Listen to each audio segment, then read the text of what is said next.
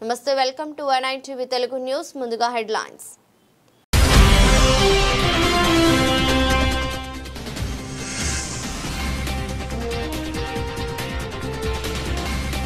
కనిగిరిలో MSME పార్కును ప్రారంభించిన CM Chandrababu.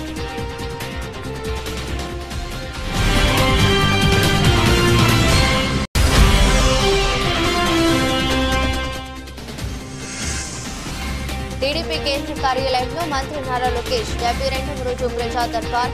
ప్రజలు TDP కార్యకర్తలను కలిసి ఆర్జీలు స్వీకరించిన మంత్రి సమస్యల పరిష్కారానికి కృషి చేస్తామని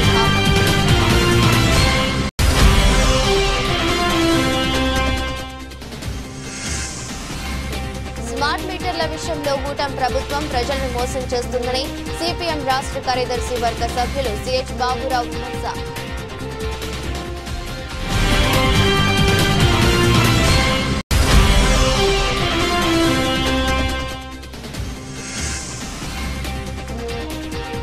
మౌలానా అబుల్ కలాం ఆజాద్ జయంతి సందర్భంగా ఆయన చిత్రపటానికి పూలమాల వేసి నివాళులర్పించిన మాజీ ముఖ్యమంత్రి వైఎస్ జగన్. కూటమి ప్రభుత్వం అధికారంలోకి వచ్చాక రాష్ట్రానికి పెట్టుబడులు వెల్లువలా వస్తున్నాయని ముఖ్యమంత్రి చంద్రబాబు నాయుడు వ్యాఖ్యానించారు. యువత ఆలోచనలతో ముందుకు వస్తే పారిశ్రామిక యూనిట్ ఏర్పాటు చేసేందుకు ప్రభుత్వం చేయూత ఇస్తుందని ప్రకటించారు. దీనికోసం రాష్ట్ర వ్యాప్తంగా 175 నియోజకవర్గాల్లోనూ ప్లగ్ అండ్ ప్లే విధానంలో పారిశ్రామిక పార్కులను అభివృద్ధి చేస్తున్నామని వివరించారు. విద్యుత్, నీటి సరఫరా, రహదారులు, ఇతర మౌలిక సదుపాయాలను ఈ పార్కుల్లో కల్పిస్తూ పెట్టుబడులకు అనువుగా ఉండేలా తీర్చిదిద్దుతున్నామని అన్నారు. ప్రకాశం జిల్లా కనిగిరి నియోజకవర్గం పెద్ద ఈర్లపాడులో MSME పార్కును ముఖ్యమంత్రి చంద్రబాబు ప్రారంభించారు. దీంతో పాటు 17 జిల్లాల్లో ఏర్పాటు చేసిన మరో 49 MSME పార్కులకు వర్చువల్ గా ప్రారంభోత్సవాలు, శంకుస్థాపనలు చేశారు. 868 ఎకరాల విస్తీర్ణంలో 873 కోట్ల వ్యయంతో ఈ ప్రాజెక్టులను పరిశ్రమల శాఖ చేపట్టింది. పారిశ్రామిక పార్కుల్లో భూమి పొందిన 1597 MSME సంస్థలకు శంకుస్థాపనలు, ప్రారంభోత్సవాలు సీఎం చేశారు. స్థానిక శాసనసభ్యులు ఓగర్ నరసింహారెడ్డి గారు, గౌరవ పార్లమెంట్ సభ్యులు గౌరవనీయులు మాగుంట శ్రీనివాసరెడ్డి గారు, APIIC చైర్మన్ రామరాజు గారు, సెక్రటరీ యువరాజు గారు, కలెక్టర్ గారు, ఈరోజు ఇక్కడనే కాకుండా 87 ప్లేసెస్ నుంచి ఆన్లైన్లో ఉన్నారు. సహచర మంత్రివర్గ సభ్యులందరూ ఉన్నారు. అదే సమయంలో ఎమ్మెల్యేలు, ఎంపీలు కూడా అందరూ కూడా వివిధ ప్రదేశాల్లో ఇండస్ట్రీస్ని ప్రారంభించడం, ఫౌండేషన్ వేసే కార్యక్రమంలో భాగస్వాములయ్యారు. వీళ్ళు కాకుండా జిల్లా యంత్రాంగం, కలెక్టర్ కానీ అదే మరిగా మిగిలిన అధికార యంత్రాంగం మొత్తం అక్కడున్నారు. ఈరోజు మీరు ఒక్కసారి చూస్తే మొన్న ఒక తుఫాను వచ్చింది. ఆ తుఫాన్లో సమర్థవంతంగా పనిచేశాం. అధికారులు, అనధికారులు అంటే ప్రజాప్రతినిధులు కలిసి పనిచేశాం. దానివల్ల ప్రాణ నష్టం తగ్గించాం, రియల్ టైంలో మానిటర్ చేశాం, చాలా వరకు ఆస్తి నష్టాన్ని తగ్గించామంటే అది ఈ ప్రభుత్వం ఇచ్చేటువంటి సుపరిపాలన అని చెప్పి మరొకసారి తెలియజేస్తున్నా. అలాంటి అందరికి కూడా లైన్లో ఉండే అందరికీ మనస్ఫూర్తిగా అభినందనలు. వీళ్ళు కాకుండా కాబోయే పారిశ్రామికవేత్తలు వాళ్ళందరినీ కూడా లైన్ లేక స్వర్ణాంధ్ర వికసిత్ భారత్ దిశగా చేస్తున్న ప్రయాణంలో జిల్లాను పారిశ్రామిక హబ్గా తీర్చిదిద్దేందుకు ప్రజా ప్రతినిధుల భాగస్వామ్యంతో కృషి చేస్తున్నామని, ప్రతి కుటుంబం నుంచి ఒక పారిశ్రామికవేత్త రావాలనేది ముఖ్యమంత్రి ఆకాంక్షని, ఈ లక్ష్య సాధనకు ప్రతి నియోజకవర్గంలో MSME పార్కులతో పాటు ఫ్లాటెడ్ ఫ్యాక్టరీ కాంప్లెక్స్లను అభివృద్ధి చేస్తున్నట్లు జిల్లా కలెక్టర్ లక్ష్మీసా, శాసనసభ్యులు బోండా ఉమామహేశ్వరరావు అన్నారు. ప్రతి కుటుంబం నుంచి ఒక పారిశ్రామికవేత్త రావాలనే ఉద్దేశంతో రాష్ట్ర ప్రభుత్వం ఎంతో కృషి చేస్తుందని పేర్కొన్నారు. చేశారన్నారు. విజయవాడ సెంట్రల్ నియోజకవర్గ పరిధిలో బాంబే కాలనీ ప్రాంతంలో 13.78 కోట్లతో ఏర్పాటు కానున్న ఫ్లాటెడ్ ఫ్యాక్టరీ కాంప్లెక్స్ కు కనిగిరి నుంచి ముఖ్యమంత్రి చంద్రబాబు నాయుడు వర్చువల్ గా శంకుస్థాపన చేశారు. కార్యక్రమానికి కలెక్టర్ లక్ష్మీసా, శాసనసభ్యులు బోండా ఉమామహేశ్వరరావు, స్థానిక ప్రజా ప్రతినిధులు, అధికారులతో కలిసి హాజరయ్యారు. ఈ సందర్భంగా కలెక్టర్ లక్ష్మీసా మాట్లాడుతూ జిల్లాలో దాదాపు 42 కోట్లతో విజయవాడ సెంట్రల్, మైలవరం నియోజకవర్గాల్లో ఫ్లాటెడ్ ఫ్యాక్టరీ కాంప్లెక్స్లతో పాటు జగ్గయ్యపేట నియోజకవర్గంలో ఎంఎస్ఎంఈ పార్కుకు గౌరవ ముఖ్యమంత్రి వర్చువల్ గా శంకుస్థాపన చేశారన్నారు. స్పీడ్ ఆఫ్ డూయింగ్ బిజినెస్ స్ఫూర్తికి అనుగుణంగా వీటిని త్వరితగతిన పూర్తి చేసి అందుబాటులోకి తీసుకురానున్నట్లు తెలిపారు.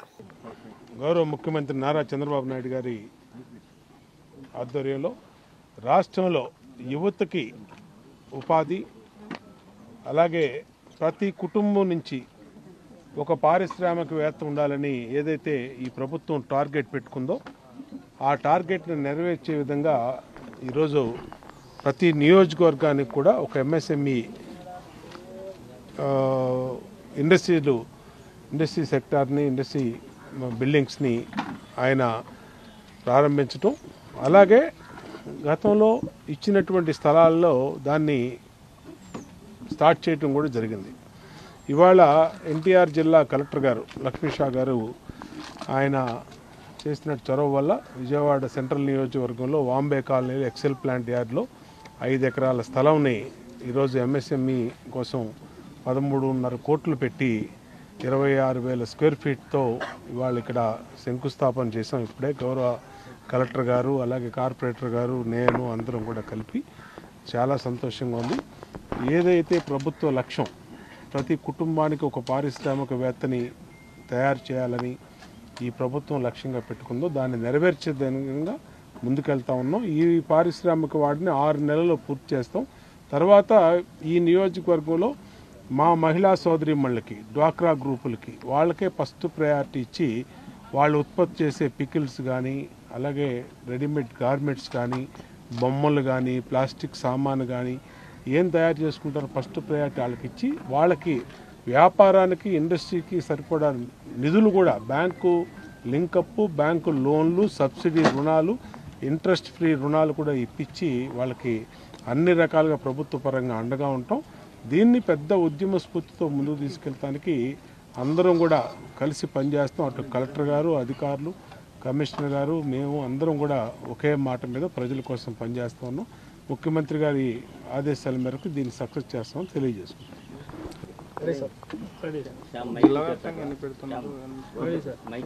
ఫ్యామిలీ వన్ ఎంటర్‌ప్రెన్యూర్ కాన్సెప్ట్తో ప్రతి ఒక్క కాన్స్టిట్యున్సీలో ఒక ఎంఎస్ఎంఈ పార్క్ ఉండాలని సీఎం గారు ఆదేశించడం, దాంట్లో భాగంగా ఈరోజు ఎన్టీఆర్ జిల్లాలో 3 కాన్స్టిట్యున్సీలో ఫౌండేషన్ చేయడం జరిగింది. విజయవాడ సెంట్రల్ కాన్స్టిట్యున్సీ, అలాగే మైలవరం కాన్స్టిట్యున్సీ, అలాగే జగ్గయ్యపేట కాన్స్టిట్యున్సీ. మిగతా కాన్స్టిట్యున్సీలో కూడా ఆల్రెడీ ల్యాండ్ ఐడెంటిఫై చేయడం జరిగింది. అది దశల వారీగా చేయడం జరుగుతుంది. ఎక్కడైతే ఈరోజు మనము ఫౌండేషన్ చేసి ఉన్నామో సో దీన్ని నెక్స్ట్ వచ్చే 6 నెలలు కంప్లీట్ చేసి పారిశ్రామికవేత్తలకి అందచేయాలనేది సీఎం గారి ఆదేశాలు. దీని ప్రకారంగా స్థానిక ప్రజాప్రతినిధులు, అలాగే అధికారుల సమన్వయంతో, అలాగే పబ్లిక్ కోఆపరేషన్తో ఈ ప్రాజెక్ట్ని కంప్లీట్ చేసి ఎంత వీలైతే త్వరగా అంత త్వరగా ఈ కంప్లీట్ చేసి ప్రజలకి అందచేయడం జరుగుతుంది. ఇది ఒక మంచి పరిణామం. ఇటువంటి ఎంఎస్ఎంఈ పార్క్ వల్ల పారిశ్రామికవేత్తలు వస్తారు, అలాగే ఎంప్లాయబిలిటీ పెరుగుతుంది, సో జాబ్స్ క్రియేట్ అవుతాయి, రిసోర్స్ క్రియేట్ అవుతుంది. ఇవన్నీ అయిన తర్వాత మనకు విజయన్ ఆంధ్రప్రదేశ్ అలాగే వికసిత భారత్ సాధించడానికి ఎంత దోహదపడుతుంది. సో ఇది ఒక మంచి పరిణామం. ఇది ఇటువంటి కార్యక్రమానికి వచ్చిన ప్రతి ఒక్కరికి ధన్యవాదాలు తెలియజేసుకుంటున్నాను. స్మార్ట్ మీటర్ల విషయంలో కూటమి ప్రభుత్వం ప్రజలను మోసం చేస్తుందని సిపిఎం రాష్ట్ర కార్యదర్శి వర్గ సభ్యులు సిహెచ్ బాబురావు విమర్శించారు. స్మార్ట్ మీటర్ల విధానంలో మోదీ, జగన్, చంద్రబాబు, పవన్ కళ్యాణ్ అందరూ దోషులేనని, ఇది ఆంధ్రప్రదేశ్లోని విద్యుత్ రంగాన్ని పూర్తిగా ఆదానికి అమ్మేయడం తప్ప మరొకటి కాదని అన్నారు. స్మార్ట్ మీటర్ల విధానానికి వ్యతిరేకంగా ప్రజలందరూ నిలబడాలని పిలుపునిచ్చారు. స్మార్ట్ విద్యుత్ మీటర్ల ఏర్పాటును వ్యతిరేకిస్తూ గాంధీ హిల్ విద్యుత్ సబ్స్టేషన్ వద్ద సిపిఎం ఆధ్వర్యంలో నిరసన జరిగింది. కార్యక్రమంలో పాల్గొన్న సిపిఎం రాష్ట్ర కార్యదర్శి వర్గ సభ్యులు సిహెచ్ బాబురావు ప్రభుత్వ వైఖరిని తీవ్రంగా తప్పుపట్టారు. అనంతరం ఏఈకి వినతి పత్రం సమర్పించారు. ఈ సందర్భంగా బాబురావు మాట్లాడుతూ స్మార్ట్ మీటర్ల విషయంలో కూటమి ప్రభుత్వం ప్రజలను మోసం చేస్తుందని విమర్శించారు.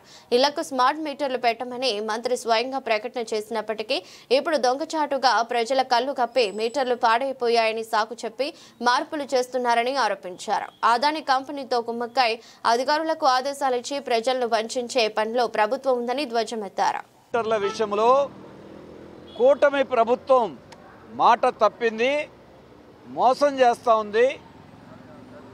మంత్రి గారు స్వయంగా ఇళ్లకి మేము స్మార్ట్ మీటర్లు పెట్టమని ప్రకటన చేశారు.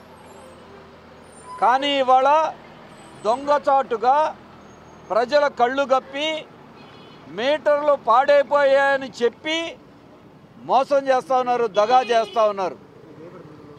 వాళ్ళ ప్రజలని వంచడం కోసం ప్రభుత్వమే అధికారులకు ఆదేశాలు ఇచ్చి అదానీ కంపెనీతో కుమ్మక్కైంది. నిన్ననే 57 డివిజన్ 1 టౌన్లో మీటర్ పాడైపోయిందని మార్చేశారు, దుర్గాపురంలో మార్చేశారు, మొన్న అయోధ్య నగర్లో. అంటే మీటర్లను ఆపకుండా మోసం చేసే పనిలో ఈ ప్రభుత్వం పూనుకుంది. మోడీ గారు ఆదేశం ఇస్తే, జగన్ గారు ఒప్పందం చేస్తే, చంద్రబాబు గారు పవన్ కళ్యాణ్ గారు అమలు చేస్తూ ఉన్నారు. ఇందులో అందరూ కలిపి ఈ స్మార్ట్ మీటర్ల విషయంలో దోషులే.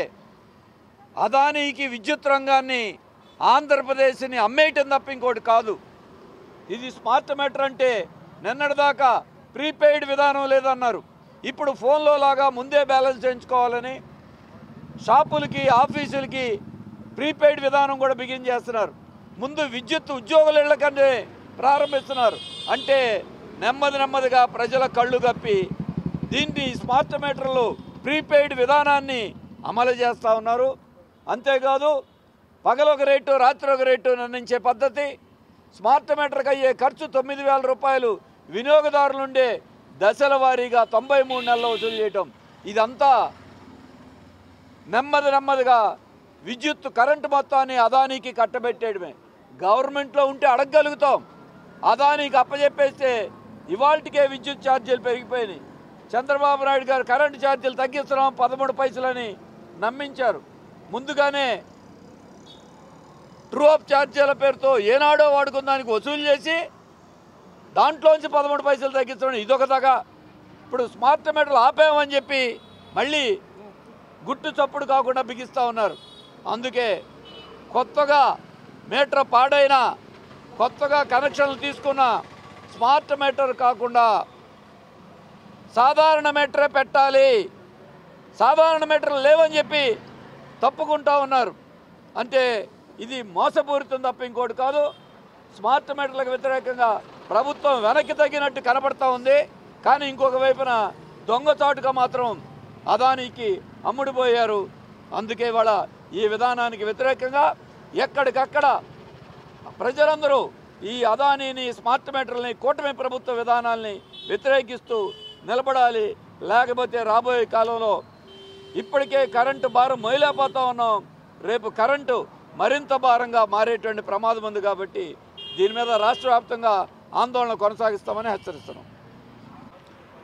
భారతదేశంలోనూ ప్రపంచవ్యాప్తంగా దివాలా తీసిన అదానీ కంపెనీకి ఈరోజు మోడీ ప్రభుత్వం ఆంధ్ర రాష్ట్ర ఆస్తులన్నింటినీ, అలాగే భారతదేశంలో విద్యుత్ రంగాన్ని దారాదత్తం చేసేదానికి కుట్రలు చేసింది.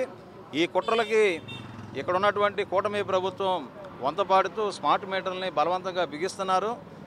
ఏపీసీపీ డీసీఎల్కి సంబంధించినటువంటి విద్యుత్ మీటర్లు లేవంట, అదానీ మీటర్లే ఉన్నాయంట. ఇళ్ళకి మేము మీటర్లు పెట్టమని విద్యుత్ శాఖ మంత్రి అంటాడు. స్మార్ట్ మీటర్లు పెడితే పగలగొట్టండి, మేము భరోసాగా ఉంటామని చెప్పి లోకేష్ అంటాడు. విద్యుత్ ఛార్జీలు మేము పెంచం, జగన్మోహన్ రెడ్డి లాగా బాధుడే బాధుడు ఉండదని చంద్రబాబు నాయుడు అంటారు. అంటే చెప్పిన మాటలన్నీ నీటి మూటలే. ఈరోజు ప్రతిపక్షంలో ఉంటే ఒక మాట, అధికారంలోకి వస్తే ఒక మాట. అబద్ధాలు చెప్పడంలో ఆరితేరిపోయావా చంద్రబాబు నాయుడు, లోకేష్ బాబు, పవన్ కళ్యాణ్? మీరు కూటమిగా ఆంధ్ర రాష్ట్ర ప్రజలకి ఛార్జీల భారాలు తగ్గించకపోగా మరిన్ని భారాలు 25,000 కోట్ల రూపాయలు ఈ 18 నెలల కాలంలోనే భారీగా బాధేసి, ఇది చాలదన్నట్లు అదానీ స్మార్ట్ మీటర్ని షాపులకు పెడతామని చెప్పి, కమర్షియల్కి పెడతామని చెప్పి ఈరోజు ఇళ్ళకు కూడా బిగించేదానికి మీరు బరితెగించారంటే మీరు అదానీకి అమ్ముడుపోయారా? ఆంధ్ర రాష్ట్ర ప్రజల్ని అమ్మేస్తారా? విద్యుత్ సంస్థల్ని నాశనం చేస్తారా?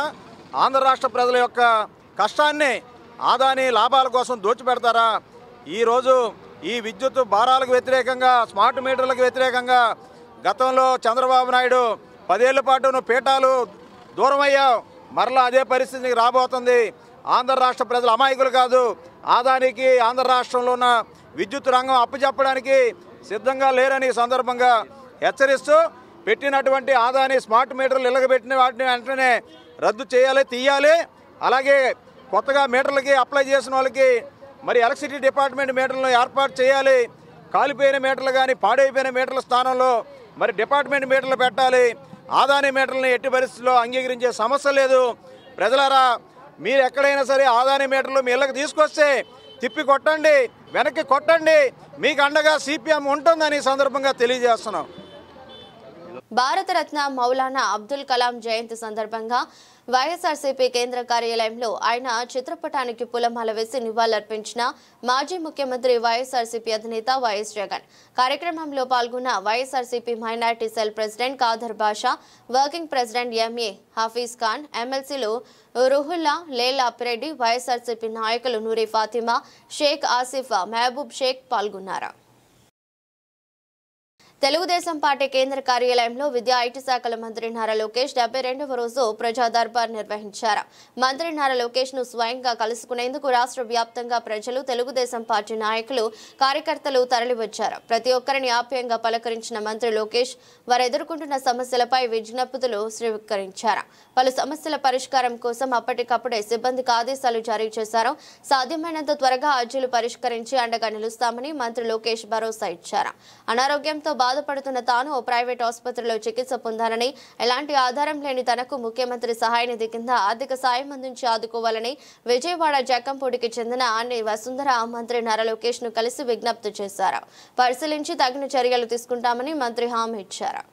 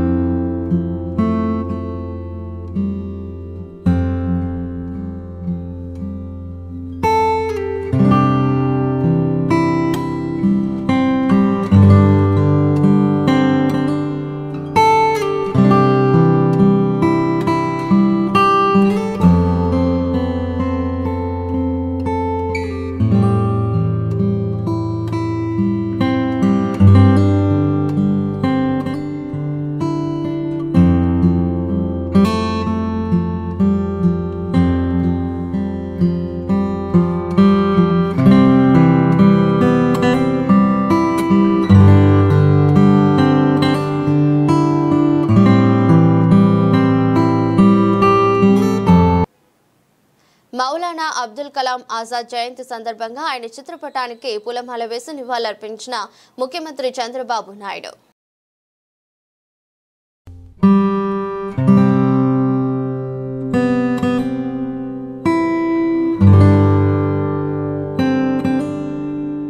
అబద్ధాలు చెప్పడంలో, ప్రజలను నమ్మించడంలో వైసీపీ దిట్టాని, వైసీపీ చెప్పేవన్నీ అబద్ధాలని బీజేపీ అధికార ప్రతినిధులు సాధనేని యామిని శర్మ, చిరువోలు బుచ్చిరాజులు పేర్కొన్నారు.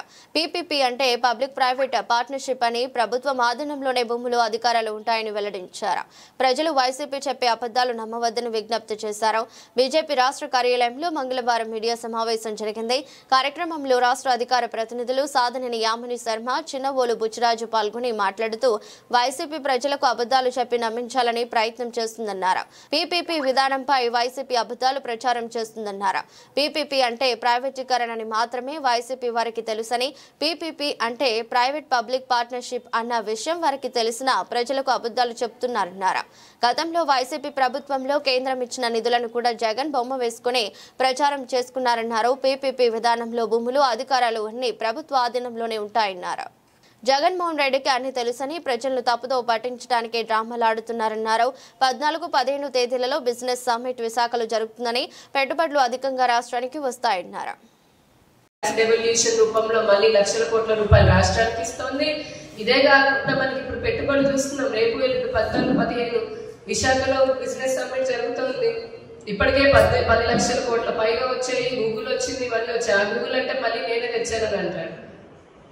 కనీసం దానికి పూర్తిగా కళ్ళు మూసుకొని టక్మని స్పెల్లింగ్ అడిగితే చెప్పలేనటువంటి వ్యక్తులు కూడా ఈరోజు మేమేదో తెచ్చాము, మేమేదో కడుతున్నాము అని చెప్పని ఉట్టి మభ్య పెట్టేటటువంటి మాటలు మాట్లాడడం అనేది అది ఏమాత్రము మంచి పద్ధతి కాదు.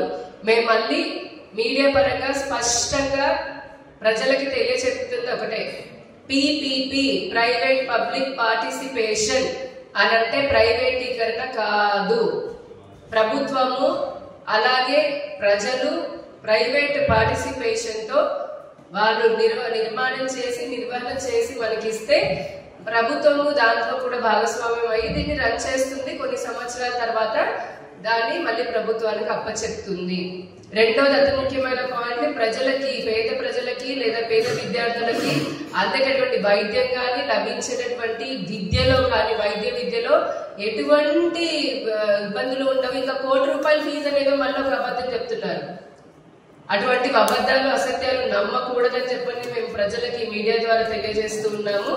ఇందా చెప్పినట్టుగా 70% పడకలు అన్ని ఆయుష్మాన్ భారత్ కానీ, ఇప్పుడు ఎన్టీఆర్ వైద్య సేవ కానీ పథకాలు ఉన్నటువంటి లబ్ధిదారులు ఇప్పటి వరకు ఎటువంటి అందుతున్నాయి అవన్నీ పూర్తిగా అందుతాయి.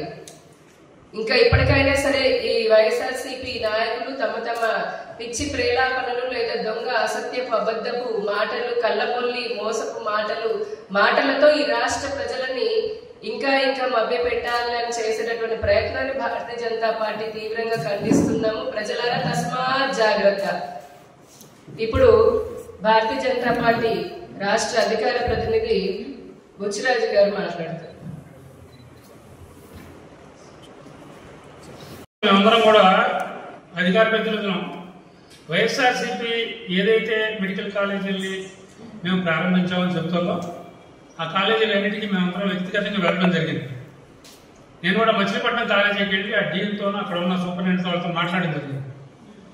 వైఎస్ఆర్సీపీ యొక్క జగన్మోహన్ రెడ్డి ప్రభుత్వం యొక్క అలక్ష్యం మూలంగా మచిలీపట్నం మెడికల్ కాలేజీ హాస్పిటల్ 4 సంవత్సరాల వెనక నడుస్తుంది. ఇప్పటికే సొలవై కట్టిన అక్కడ కట్టాలు 1 సంవత్సరం 2 సంవత్సరాలు అడ్మిషన్ అయింది. 3వ సంవత్సరం అడ్మిషన్ అవ్వడానికి ఈ గవర్నమెంట్ వచ్చిన తర్వాత వచ్చిన నిధులే కారణం. మ్యాచింగ్ గ్రాంట్ ఇవ్వాల్సిన రాష్ట్ర ప్రభుత్వం మ్యాచింగ్ గ్రాంట్ ఇవ్వకపోవడం మూలంగా మచిలీపట్నం ఆసుపత్రి మెడికల్ కాలేజీ కానీ 3.5-4 సంవత్సరాలు బ్యాక్లో నడుస్తుంది. ఎప్పుడు అయిపోయి 5 బ్యాచ్లు అవ్వాల్సిన కాలేజీ. మీరు అన్ని తప్పులు చేసి ఇసుక దగ్గర నుంచి ప్రభుత్వ యంత్రాంగం వరకు అన్నింటినీ ప్రైవేట్ వ్యక్తులకు అప్పచెప్పి మేమేదో ప్రజలకు సేవ చేద్దాం, ప్రజలకు సర్వీస్ చేద్దాం, తొందరగా హాస్పిటల్ కడతామంటే ఈ ప్రభుత్వం అమ్మేస్తోంది, ప్రైవేట్గా అమ్మేస్తుంది అని అంటాం అనేది దొంగే నడిచినట్టుగా ఉంది. అటు ఈ విషయాన్ని మేమందరం కూడా విస్తృత స్థాయిలో ప్రజల దగ్గర తీసుకెళ్తాం. అలాగే మీడియా మిత్రులు కూడా ఈ విషయాలు ప్రజలకి మేడం గారు చెప్పిన విషయాలు కానీ వీటిని అన్నింటినీ కూడా ప్రజలకు అందజేయాలని కోరుకుంటూ తెలుసు. Thank you. చిత్తూరు జిల్లాలో విశాలాంధ్ర విలేకరిని జిల్లా కలెక్టర్ సుమిత్ కుమార్ బెదిరించడాన్ని ఆయన వ్యవహరించిన తీరుపై ఏపీయూడబ్ల్యూజే రాష్ట్ర అధ్యక్షులు ఐవి సుబ్బారావు తీవ్రంగా ఖండించారు. జిల్లా కలెక్టర్ వెంటనే తన వైఖరిని మార్చుకోవాలని, అదేవిధంగా కేసులు ఉపసంహరించుకోవాలని డిమాండ్ చేశారు. లేకుంటే చలో చిత్తూరు కార్యక్రమాన్ని నిర్వహిస్తామని హెచ్చరించారు. చిత్తూరు జిల్లాలో మండల స్థాయి విలేకరిపై ఆ జిల్లా కలెక్టర్ సుమిత్ కుమార్ వ్యవహరించిన తీరును నిరసనగా విజయవాడ గాంధీనగర్ ప్రెస్ క్లబ్ వద్ద ఏపీడబ్ల్యూజే ఆధ్వర్యంలో నిరసన కార్యక్రమం నిర్వహించారు. కార్యక్రమంలో ఏపీడబ్ల్యూజే రాష్ట్ర అధ్యక్షులు ఐవి సుబ్బారావు, ఐజేఏ సెక్రటరీ జనరల్ సోమచంద్రరావు నాయకులు పాల్గొని మాట్లాడుతూ కలెక్టర్ వ్యవహరించే తీరును వారు నిరసించారు. కలెక్టర్ తన వైఖరిని మార్చుకోవాలని, విలేకరిపై పెట్టిన కేసులను వెనక్కి తీసుకోవాలన్నారు. కక్షపూరితంగా కేసులు పెట్టడం తగదన్నారు. జిల్లా యంత్రాంగం చీఫ్ సెక్రటరీ వ్యవహారంపై ఆలోచించి నిర్ణయం తీసుకోవాలన్నారు. కలెక్టర్ తన వ్యవహార శైలి మార్చుకోకుంటే చలో చిత్తూరు కార్యక్రమాన్ని చేపడతామన్నారు. అనంతరం ర్యాలీ నిర్వహించారు. చిత్తూరు జిల్లాలో ఒక 2 విశాలాంధ్ర జర్నలిస్టుల మీద పెట్టిన కేసుకు సంబంధించిన ఎఫ్ఐఆర్ అలాగే దానికి సంబంధించిన కొంత రికార్డు మేము పూర్తిగా పరిశీలించాం, చదివాం. దాంట్లో చూస్తే వాళ్ళ మీద ఉన్న అభియోగం ఏంటంటే ఒక స్థానిక వ్యవసాయ శాఖ అధికారి వీళ్ళు సమాచార హక్కు చట్టం కింద ఏదో సమాచారం అడిగారు. ఆ సమాచారం ఆవిడ పూర్తిగా ఇవ్వలేదు, అరకొరగా ఇచ్చింది. మీరు అరకొరగా ఇచ్చారు కాబట్టి దాని మీద పూర్తి సమాచారం ఇవ్వమని వాళ్ళు కోరారు. ఇది వాళ్ళు జర్నలిస్టులు చేసిన నేరం ఏంటంటే సమాచార హక్కు చట్టాన్ని వినియోగించుకోవటం. మరి దాన్ని నేరంగా అధికారి భావించడం వరకు బాగానే ఉంది, కానీ ఐఏఎస్ అధికారి దాన్ని నేరం అని ఎట్లా అనుకున్నారో మాకు అది చాలా ఆశ్చర్యంగా ఉంది. ఎఫ్ఐఆర్లో కూడా సమాచార హక్కు చట్టాన్ని పెట్టి వేధిస్తున్నారు అని చెప్పారు తప్ప వీళ్ళు ఏదో నేరాలు చేశారని అందులో ఏం లేదు. కాబట్టి ఆ ఎఫ్ఐఆర్, ఆ ఫిర్యాదు అన్నీ కూడా చాలా హాస్యాస్పదంగా ఉన్నాయి. అలాగే ఆమె ఇచ్చిన సమాచారం అరకొరగా ఉందని విలేకరులు చెప్పడం కాదు, జిల్లా వ్యవసాయ శాఖ అధికారి జాయింట్ డైరెక్టర్ గారు చేసిన విచారణలో కూడా ఇది సరిగ్గా లేదని చెప్పి ఆవిడకే ఎక్స్ప్లెనేషన్ కాల్ఫర్ చేస్తూ జేడీ గారు ఇచ్చినటువంటి ఒక మెమో కూడా ఆ రికార్డ్స్లో ఉంది, చూసాం. అంచేత ఇదేంటంటే ఒక కింద స్థాయిలో ఒక మండల స్థాయి విలేకరులు సమాచార హక్కు చట్టాన్ని వినియోగించుకుంటూ ఉంటే అదేదో పెద్ద ప్రమాదం కింద, నేరం కింద కొన్ని జిల్లాల్లోనూ కొన్ని శాఖల్లోనూ అధికారులు భావిస్తున్నారు. ఆర్టీఐ అనేది లేదు, దాన్ని మేము ఇవ్వక్కర్లేదు అనే ధోరణిలో ఉన్నారు. కానీ ఓ జిల్లా కలెక్టర్ గారు అలా భావించకూడదు. విలేకరులు ఏం చెప్పారు, ఆవిడేం చెప్పింది, లేకపోతే ఇంకెవరు పోలీసులు ఏం చెప్పారు, ఇవన్నీ కూడా చూసుకుని వారు పిలిపించి చెయ్యాలి, లేదా వారు వేరే ఎంక్వైరీ వేయాలి. దీని మీద వేయొచ్చు, ఇప్పుడైనా వేయొచ్చు. కానీ ఆయన ఒక స్టాండ్ తీసేసుకుని విలేకరుల మీద ఆయన బెదిరించడం, ఆ ఫోన్ కాల్ కూడా నేను విన్నాను. ఆయన మరి ఎందుకు అట్లా మాట్లాడారు, చాలా ఆశ్చర్యంగా ఉంది. ఆయన తక్షణం తన వైఖరిని మార్చుకోవాలి. ఈ కేసు కూడా పెద్ద సబ్జెక్ట్ ఏం లేదు, అందులోనూ దాన్ని ఉపసంహరించుకోవాలని, అలాగే కలెక్టర్ గారు కూడా తన వైఖరిని పునరాలోచించుకుని ఆయన జిల్లాలో పాత్రికేయ వ్యవస్థని ప్రభుత్వానికి చిత్తూరు జిల్లాలో విశాలాంధ్రలో పనిచేస్తున్న ఎదురుకుప్పం, శ్రీరంగరాజపురం మండలాల విలేకరులపై పోలీసులు ఒక కేసును బనాయించారు. ఆ కేసు పూర్తిగా అక్రమం అనేది మా వివరణ. మేము చేసిన పరిశీలనలో కూడా ఆ విషయం తేటతెల్లమైంది.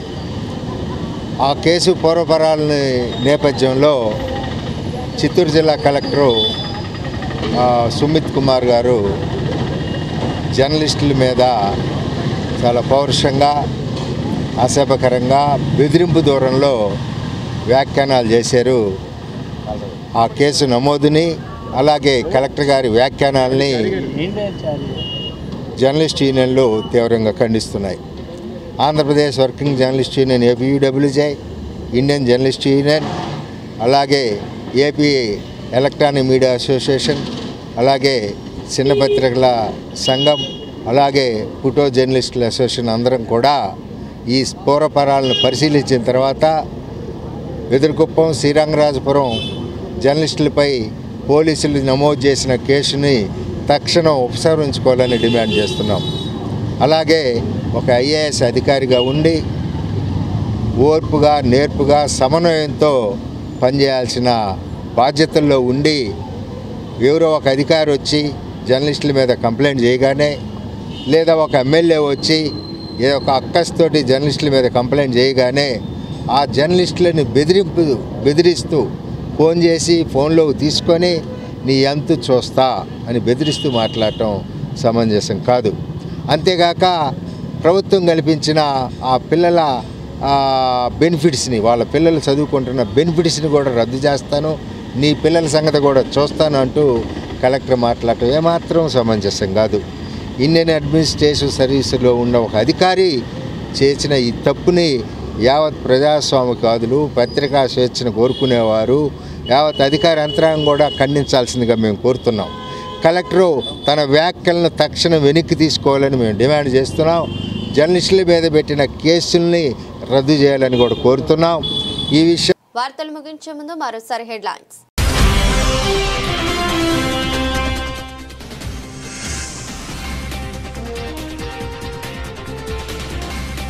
కనిగిరిలో ఎంఎస్ఎంఈ పార్కును ప్రారంభించిన సీఎం చంద్రబాబు.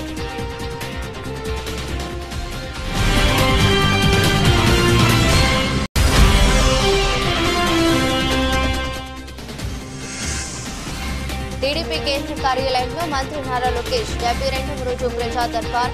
ప్రజలు, టీడీపీ కార్యకర్తలను కలిసి ఆర్జీలు స్వీకరించిన మంత్రి సమస్యల పరిష్కారానికి కృషి చేస్తామని హామీ.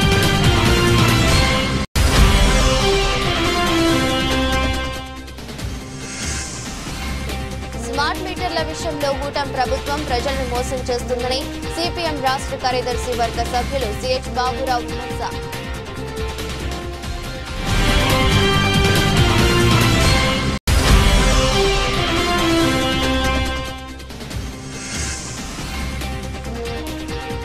మౌలానా అబుల్ కలాం ఆజాద్ జయంతి సందర్భంగా ఆయన చిత్రపటానికి పూలమాల వేసి నివాళులర్పించిన మాజీ ముఖ్యమంత్రి వైఎస్ జగన్.